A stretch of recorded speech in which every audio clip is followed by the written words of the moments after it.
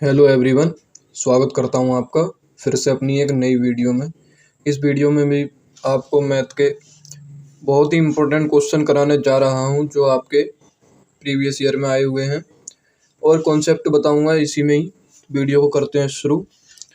कुछ पॉइंट देख लेंगे। सबसे पहले 20 अगस्त को आपका ऑफलाइन एग्ज़ाम है। ऑल ओवर इंडिया में एक ही दिन है, वो है 20 अगस्त।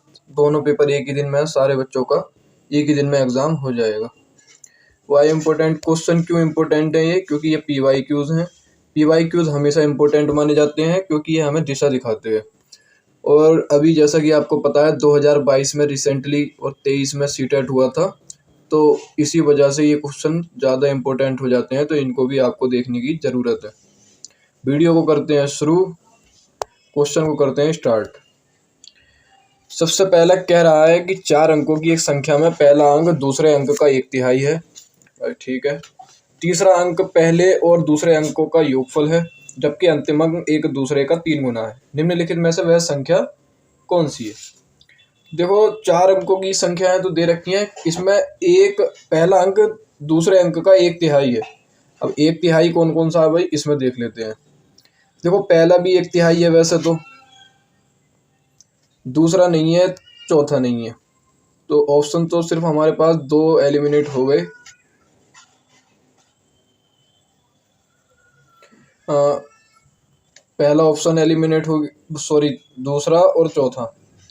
अब दूसरा और ये बचा 2 6 8 2, तीसरा बचा 1 3 4 9। अब अगली कंडीशन, तीसरा अंक पहले और दूसरे अंकों का योगफल है। अब तीसरा अंक पहले और दूसरे का योगफल है, ये भी ठीक है, और इसमें करेंगे तो ये भी ठीक है। इनका योगफल तीसरा अंक है, इनका भी योगफल तीसरा अंक है, ठीक है। जबकि अंतिम अंक दूसरे अंक का 3 गुना है, तो अंतिम अंक देख लो ये है और दूसरा अंक ये है, तो इसका 3 गुना नहीं है, ये हो गया ऑप्शन गलत। ये इसका 3 गुना है अंतिम अंक, तो ऑप्शन नंबर ये वाला करेक्ट। उम्मीद करता हूँ कि ये सवाल आपको बहुत ईजिली समझ आ गया होगा। कुछ नहीं था, सिर्फ कंडीशन थी इसमें जो हमने बना दी। देखो, बिल्कुल एकदम से हलवा क्वेश्चन है ये, बहुत इजी। ये तो हमें को सोल्व भी नहीं करेंगे, बिना सोल्व करे ही हो जाएगा। कह रहा है कि 23.18, 22.2 और 23.45, 22.28 और 23.1 को बढ़ते हुए क्रम में लिखो। बढ़ते हुए क्रम में लिखो, इसका मतलब सबसे पहले छोटा लिख लो। इनमें से सबसे छोटा क्या है? 22.2, ठीक है, कॉमा 22.2 के बाद 22.28,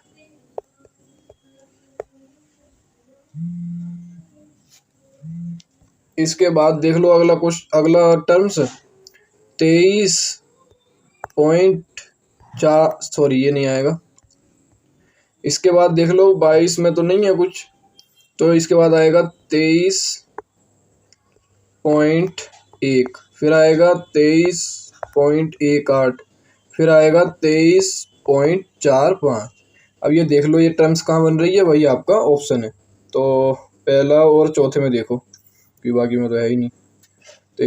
तो ऑप्शन नंबर आपका 4 करेक्ट हो जाता है यहाँ पर, ये इसमें मिल रहा है। अगला कह रहा है 6 अंकों वाली सबसे बड़ी संख्या।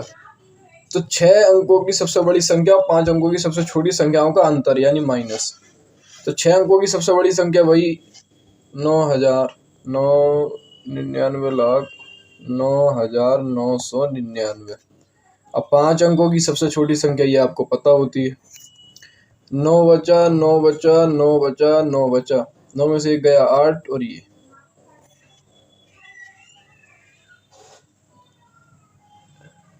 तो ऑप्शन नंबर आपका सी करेक्ट हो जाता है, 9899। कितना इजी क्वेश्चन था ये। देखो, ये भी इजी क्वेश्चन है, बस आपको ना थोड़ी सी टर्म्स पर ध्यान देना है। थोड़ा सा आप टर्म समझ जाते हैं, चीज़ें आसान हो जाती है। देखो क्या कह रहा है, 42 और 62 के मध्य। अब 42 और 62 के मध्य कितनी पूर्ण संख्याएं होती हैं? तो देखो, पूर्ण संख्याएं तो सारी ही होती हैं। 1 है, 2 है, 3 है, 4 है, 5 है, 6 है, 10 है, 20 है, 21 है, 26 है, 45 है, ये सारी पूर्ण संख्याएं ही होती हैं। अब 42 से इधर के गिन लो और 62 से इधर के गिन लो। तो जैसे कि मैंने पहले ही गिन लिए हैं, तो जैसे 42 के बाद 43, 44, 45, 46, 47, 48, 49, 50, 51, 52, 53, 54, 55, 56, 57, 58, 59, 60, 61। इधर 42 छोड़ दो, इधर 62 छोड़ दो, तो गिन लो कितने हुए। 1 2 3 4 5 6 7 8 9 10 11 12 13 14 15 16 17 18 19। ये 19 हमारी पूर्ण संख्याएं आ गई। तो ऑप्शन नंबर 4 हमारा करेक्ट हो गया। कितना इजी क्वेश्चन था ये भी। एक क्वेश्चन ये है, कह रहा है सबसे छोटी भिन्न और सबसे बड़ी भिन्न कौन कौन सी है। तो देख लो क्या करना है। ये हमें दे रखा है, एक हमको ये दे रखा है, एक हमको दे रखा है ये, एक हमको दे रखा है ये, और एक हमको दे रखा है ये। अब 10 से 7 काटोगे तो 0.7, 9 से 4 काटोगे 0 लगा कर 9 चौक 36, 0.4 बार। 0 लगा के काटोगे तो 0.15 एकम 15, 0 लगा के 15 दूनी 30, 0 लगा के 3 छंग 18, 0.6। अब ये आपके सामने आपकी भिन्न हो गई। सबसे बड़ी भिन्न है तो 0.7 आपको दिख रही है, तो ये तो हो गई सबसे बड़ी भिन्न। सबसे छोटी भिन्न 0.1 दिखाई दे रही है, तो ये हो गई हमारी सबसे छोटी। तो ये देख लो जहाँ पर भी 2/15 और 7/10 है, तो ऑप्शन नंबर ए हमें दिखाई दे रहा है। तो इतना इजी क्वेश्चन था ये भी। अगला कह रहा है कि कोई अमन है, ये कोई अमन नाम का लड़का है, कि अक्षरों में न्यून कोण कितने हैं। न्यून कोण होता है एक्यूट एंगल, जो ये वाला होता है ये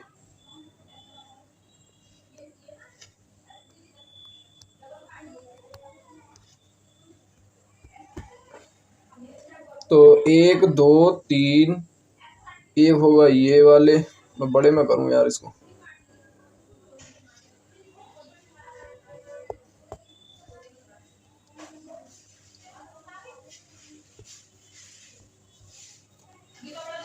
ये तो इसको देखो, एक तो हो गया ये, एक हो गया ये, एक हो गया ये, एक हो गया ये, एक हो गया ये, एक ये, एक ये और आपका ये और ये। तो 3 और 3 6 और 3 9 और 2 11। 3 ये, 3 ये, 3 ये और 2 ये, सब प्लस कर दो तो हमारा आ जाएगा यहाँ पर 11। एक्यूट जो एंगल की संख्या है वो यहाँ है 11। ये ऑप्शन नंबर सी हमारा करेक्ट। एक समपंचभुज, एक समपंचभुज क्या होता है भाई।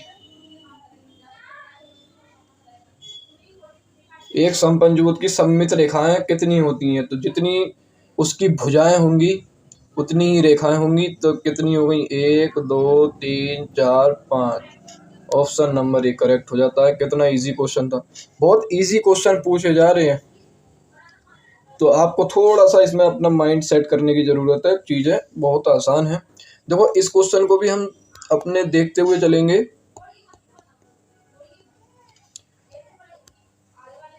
इसको ना सवाल को, क्वेश्चन के ऐसे जो लैंग्वेज वाले सवाल आएंगे ना पेपर 1 वाले, आपके बहुत इजी होते हैं वो, बस थोड़ा सा आपको माइंड लगाने की ज़रूरत पड़ेगी।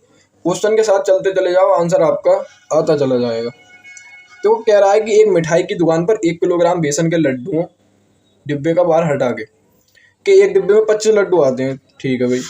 रेखा जो है लड्डुओं के 4 डिब्बे खरीदना चाह रही है। ठीक है, परंतु उसे एक डिब्बे में केवल 20 लेने हैं, 25 नहीं लेने हैं, 20 लेने हैं। दुकानदार ने उसे इस प्रकार के डब्बे बना कर दिए। इन 4 डब्बों का भार कितना होगा। देखो कैसे करते हैं इसको। देखो सबसे पहले उसने कंडीशन दे दी कि 1 किलोग्राम का डिब्बा है। अब देखो एक जिसका 25 लड्डू हैं उसमें। अब देखो 1 किलोग्राम का तो डिब्बा यानी 1000 ग्राम होगा वो जरूर, गारंटी से। 25 से काटो तो एक लड्डू की वो आ जाएगा भार। तो 25 चौका 100 यानी 40 ग्राम का एक लड्डू है एक डिब्बे में। 25 लड्डू हैं, 40 ग्राम का एक है, तब जाके 1 किलो का एक डिब्बा बन रहा है। ठीक है। अब देखो उसको चाहिए तो 4 डिब्बे, पर चाहिए कितने, 20 लड्डुओं के 4 डिब्बे चाहिए।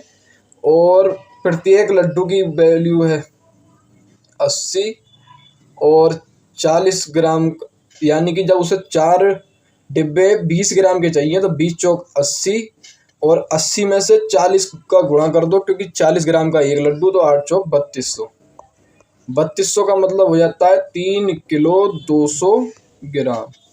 ऑप्शन विल बी सेकंड आपका आंसर। ऑप्शन नंबर 2 आपका आंसर हो जाता है। अगला, एक्सप्रेस मार्ग की लंबाई और एक कक्षा कक्ष की बीमा, जूते के फीते की चौड़ाई, केले की लंबाई, बताओ कौन सा क्या क्या क्या है। देखो कितना इजी क्वेश्चन था ये, कोई क्वेश्चन पूछने का था क्या। एक्सप्रेस मार्ग की अगर लंबाई होगी तो हमेशा आपको पता ही है कि ये होगी किलोमीटर में, तो ये हमारा इससे आ गया।